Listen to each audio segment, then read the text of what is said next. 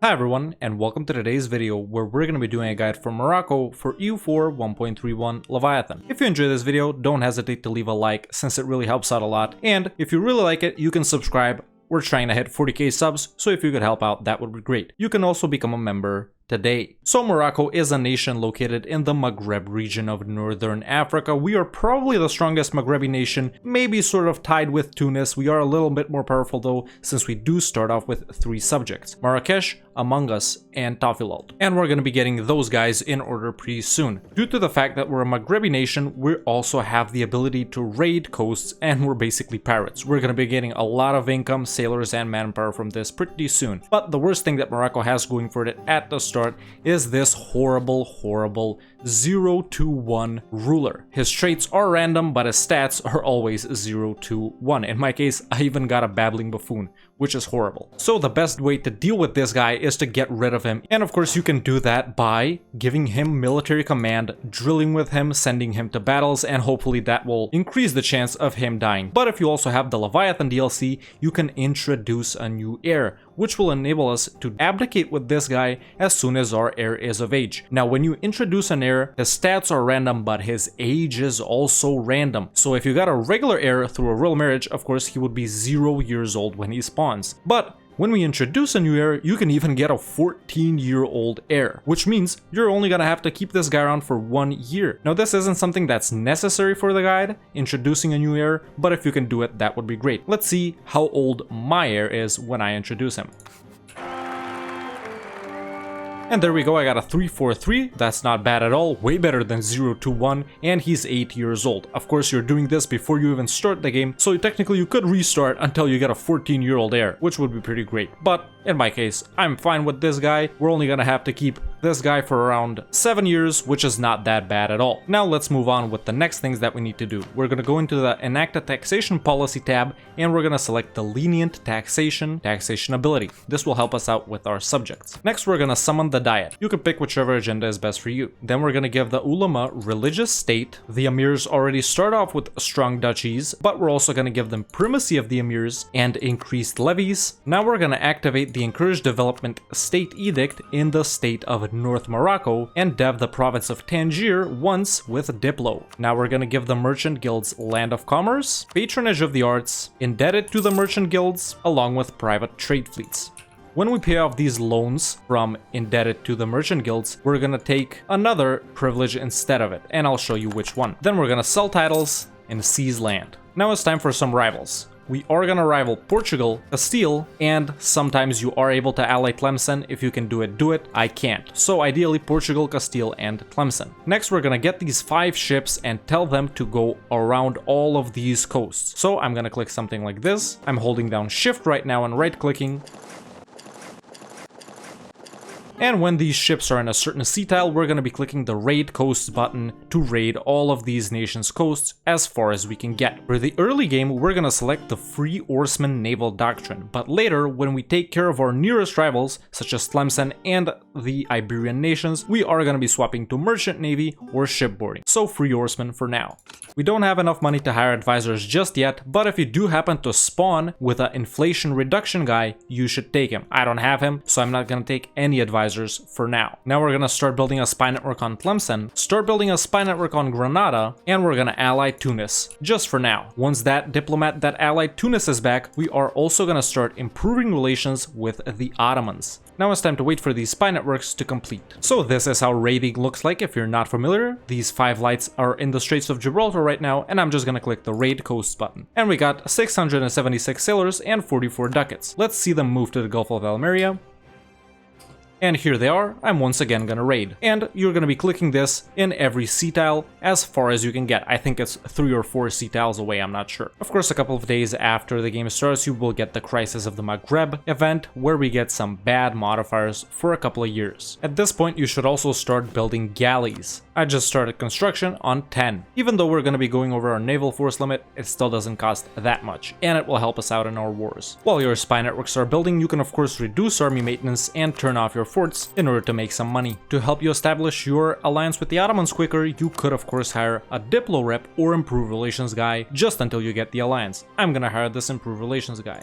When your spy networks on both nations are near completion, you should raise army maintenance, raise your forts, and hire the free company as well. Make sure to not hire them in a boat building province, since then it will take a while. I'm gonna hire them right here. Once you have a spy network on Granada built up, you should claim the province of Granada. And of course claim Tlemcen's provinces as well. Once you have a claim on both of those nations, it is time for our first war, and it's gonna be versus Granada. So we are gonna hire an admiral at this point, and in the off chance that Portugal have guaranteed Granada, which is very rare, you can still declare on them. You're just gonna siege down Ceuta. You're probably gonna have a stronger navy than Portugal at this point in the game, so beating them over here won't be a problem, and you can just go siege down Granada, fight them, maybe even take Ceuta from them. In my case though, they are allied to Tunis, which is pretty unfortunate since they are my ally as well, but we're gonna be able to easily deal with them as well. This early, they shouldn't have allied the Ottomans, but if they did, well, you're better off restarting. It's only been a year. So it is time for our first war with Granada. And look, in my case, Tunis wouldn't even join, but even if they did, first you're gonna focus on sieging down Granada. Tunis will get stuck in your fort in Fez, and once you siege down Granada, you can just come back and fight them in this mountainous terrain, defeat them, go siege them a bit, and white peace them. You do want to keep their alliance until you conquer Tlemcen. So I'm gonna be declaring on Granada. At this point, while we're in this war, spying on Tlemcen, improving with the Ottomans, you can also start improving with some of your subjects. The one which you have the least relations with, in my case, it's Sus. We do want to get them up to 190 as soon as possible because we do have cores on all of their provinces, which means we can instantly annex them. It'll only take 1 month tick. Of course, once you've defeated Granada, you will be full annexing them. And that's our first war done. In your case, it might have been a little more difficult, it might have even been easier, but that's our first war done. Now it's time to prepare for our second war, which is gonna be against Tlemcen. In your case, Tunis might have already declared on them, or maybe even Aragon, in which case they will be smaller. Either way, from Tlemcen, we're gonna be taking as much as possible. They are the nation that's the least likely to get strong allies out of anyone here. In my case, they're allied to Togourt and Fezzan. If you feel like you're strong enough to take on Tlemcen or Granada with just your main starting army, you can of course delete the free company. I hired them in preparation to fight with Tunis, which I didn't actually do, but keep them around if they have some stronger allies. After you beat up Granada, or maybe even after you beat up Tlemcen, you will be able to royal marry or ally the Ottomans. I can do that in my case.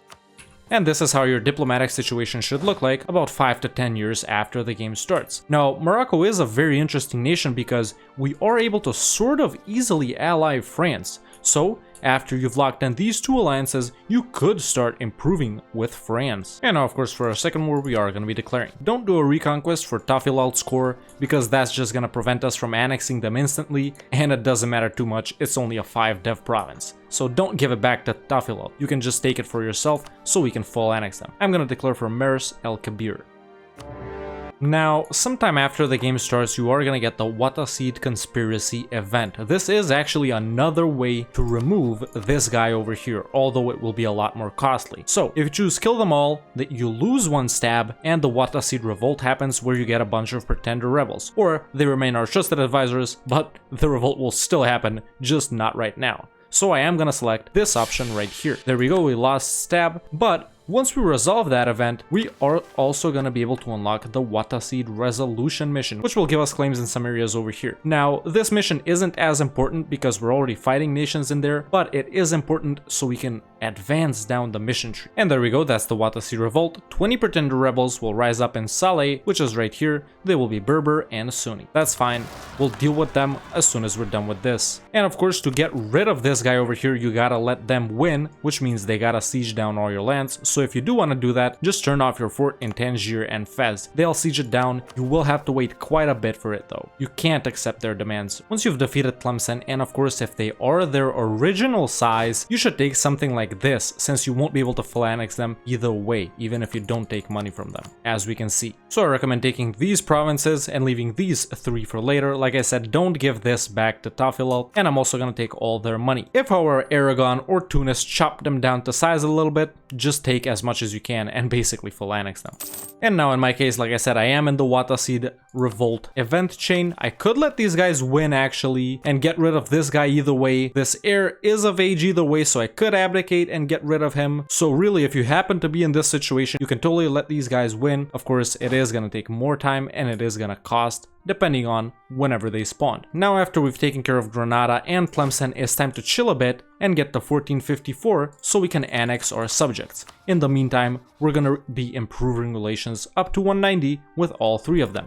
I already have 200 with Sus. And there we go, the Wattacedes won in my case. I have a new ruler, he's a 534, which is excellent, so you can either do this, hope your first ruler dies in battle, or introduce an heir, or something like that. There are ways to get rid of him, it's just slow. And this Wattacede thing isn't that reliable since it doesn't always spawn this early, so it's totally up to you. But after you have completed that, you can unlock this mission, which will give you claims on some areas over here. And now we're still chilling and improving with vassals. And once you have above 190 relations with all 3 of your subjects, we are gonna annex all of them in 1 month. Like I said, you shouldn't have given Tafilalt their core over here back. That's gonna take longer to integrate them, and we do want to get them in as soon as possible because they do have a gold producing province. So we're just gonna click on Marrakesh right here, annex, click on Sus, annex, click on Tafilalt, annex. We're gonna let 1 month go by. We can see that it's already at 100. And just like that, we got all 3 of them instantly. Nice. Now we are of course gonna state all of these provinces, and we're gonna be reducing autonomy in Tafilalt, the gold producing province, and we're gonna be working on getting it all the way up to 10 in production. So of course we are gonna activate the Encourage Development State Edict right away. At this point you may be able to pick some other rivals, but it's still not time to rival Tunis just yet. While we're chilling, you can send your 10 light ships privateer Sevilla. Once you've annexed those guys, you can start spying on some minor nations over here if they still exist, and if Tunis haven't gobbled them up. In my case they do, so I am gonna start spying on Mazab. I'm gonna be improving relations with outraged countries and with allies as well. Once 10 years have passed since the start of the game, don't forget to raid coasts again. Once you have the gold mine, you can of course hire the rest of your advisors. I'm gonna get this Morale of Navies guy actually, this Discipline guy, why not? And I'm actually gonna keep firing this level 1 advisor until I get an inflation reduction guy. He is pretty important, we do want to bring this down. Once you've passed the Wattacede Revolt event chain where we needed to stab up a bunch of times, or once you've switched your ruler and stabbed up if he died in battle, you can give the Ulema Clerical Advisory Council, the Emirs Aristocratic Counselors, and the Merchant Guild's Commercial Advisory Board. Now once you start racking up some ducats, and of course once you have Admin Tech 4, you should start building mosques, specifically in the provinces of Fez, Garb, Marrakesh, and Meknes, because we need mosques or 15 dev in all 4 of them in order to unlock this mission right here. And it is a very important one. So of course I will be building a mosque firstly in Fez. Now around 15 to 20 years into the game, you may find yourself in a situation where Portugal has no allies or only 1 ally, or Castile has no allies or only 1 ally, or they're just allied to each other like in my case here. Castile is only allied to Portugal, Portugal is only allied to Castile. In this case, with the help of Tunis, you are powerful enough to defeat either of them and 1 of their allies. You can even defeat either of them and 2 of their allies. It's just very annoying to fight England because you are gonna have to wait a while until you can white piece them, but you will be able to defeat them if they come to you. The only thing we should be really wary of are their navies, and they will be more powerful than our navy, but maybe with the help of Tunis's navy we will be able to defeat them. Another thing we have going for us is that our units, which are Muslim tech, are more powerful than Western tech units during these first couple of decades. And another thing you might have going for you, well, you'll have this going for you for sure, you will have better Miltech than Castile. You may even have better Miltech than Portugal. In my case, I'm on 5, both of them on 4. So if you find yourself in a similar situation to this, it is time to declare on one of them. I would recommend Portugal because you can get Ceuta easily and it's one of your cores. So that's exactly what I'm going to be doing in my case. I'm going to be declaring on Portugal right here, Reconquest for Ceuta. I'm even gonna co-belligerent Castile, and of course I am gonna call in Tunis. Now an important thing to do is get your navy close to Tunis's navy. In my case I put it right here in Cape Bon, Tunis's navy is right here. I am gonna allow friendly fleets to attach, and if Tunis attaches to me, I am gonna take them over to the Straits of Gibraltar, in which case our 2 navies will be more powerful than Portugal or Castile's navy. In your case, you may only be fighting one of them, or you may be fighting Castile, that's allied to someone like the Pope, or Portugal if it's allied to England. But like I said, you can easily defeat them if they only have 1 ally or no allies, mainly because of our stronger units. So I am gonna be declaring on Portugal, like I said, calling in Tunis. Boom, there we go. And I have activated the Defensive Edict in Granada. I will also activate it in North Morocco, and I will also activate it in Central Morocco, so that should make it pretty difficult for them to siege down our forts quickly. And in this war, I'm gonna be focusing on knocking out Castile as fast as possible, and only then turning my attention to Portugal, because Castile is really the main threat here. Portugal is a very weak nation once you have them on their own, and hopefully Tunis will come around and start sieging Ceuta or something, and hopefully their navies will help out. Like I said, this is a bit of RNG, and it will test your skills a little bit if you haven't found yourself in a situation where you have to fight Iberian nations as a Maghrebi nation. You could of course hire the Free Company or another mercenary company to help you out. If you stack all of your units on a fort, their armies shouldn't be brave enough to engage you. For your tier 2 government reform, you should of course take Strength and Noble Privileges. And there we go, I can peace out Castile in my case. Like I said, our main focus is getting them out of this war as soon as possible. In your case, you might be fighting another nation, and it might not be that important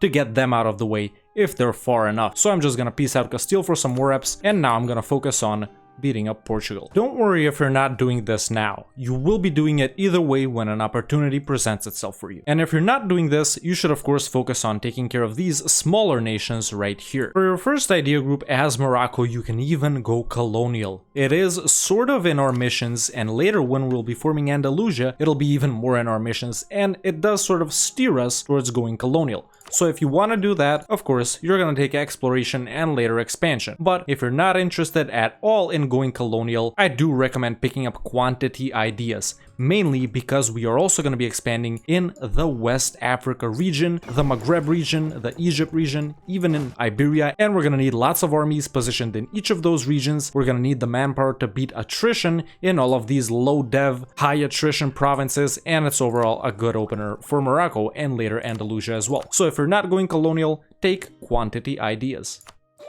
After you've annexed your vassals, you should take the land acquisition taxation ability. And once you've defeated whichever nation you're fighting, either Castile or Portugal, you are going to be taking as much as you can from them. Specifically focusing on these two provinces and Ceuta if you're fighting Portugal, and focusing on either of these provinces right here if you're fighting Castile. Of course, don't forget to take money and war reps from them, because we aren't that wealthy at the start, even though we have the gold mine in Tafilot, which you may have up to 10 by now. In my case, I'm going to be taking Ceuta. These 4 provinces over here, I'm gonna make them end their alliance with Castile, I'm gonna get war reps, and as much money as I can for the war score.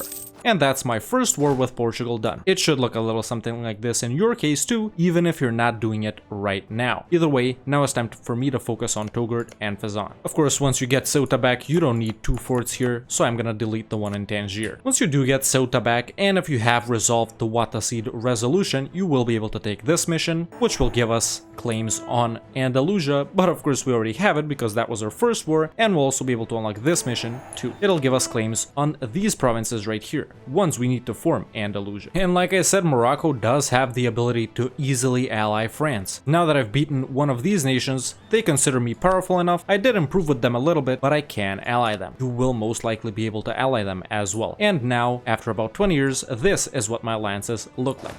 Now I'm going to be declaring my second war against Tlemcen. In your case, they may not even exist, in which case you should focus on fighting these small guys over here. If they don't exist, you should focus on building churches so you can unlock this mission, which will give you this province, and in turn then you can fight in West Africa. And if you can't fight these small guys, and if you fought Castile or Portugal, it may be time to break your alliance with Tunis and start going for them as well. But like I said, I'm going to be fighting Tlemcen, and I am going to co-belligerent Touggourt.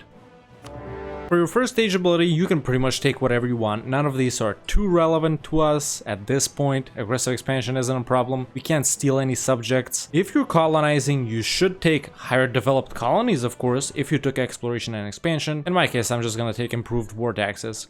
Once you've built churches in all 4 of the required provinces, so these 3 appear in this one, you will be able to unlock the mission Imperial Cities. Now basically you can pick which of these will be your capital, and whichever one of them you make your capital will gain 1 dev in each category. I think it's best to keep Fez as your capital, so that's what I'm gonna do, but it's pretty much your choice. Once we're done with that, we either need to build a marketplace in Dra or upgrade it to a level 2 center of trade.